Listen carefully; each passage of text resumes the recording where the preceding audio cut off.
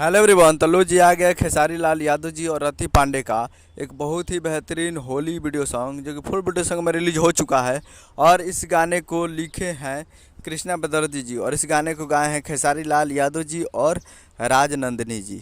और इसमें म्यूजिक भी दिए हैं कृष्णा बेदर्जी जी ही, जो कि आपको स्क्रीन के ऊपर दिखाई दे रहा है। जिस सॉन्ग का टाइटल रखा गया है बंगला में उड़ता अबीर उड़ेला अबीर, जिसका टाइटल है बंगला में उड़ेला अबीर। और वीडियो में खेसारी लाल यादव जी और रट्टी पांडे जी, फिल्म में रट्टी पांडे जी। और ये बहुत ही बेहतरीन वीडियो सॉन्ग है। और एक मूवी का सॉन्ग है जिस मूवी का नाम है रिश्ते।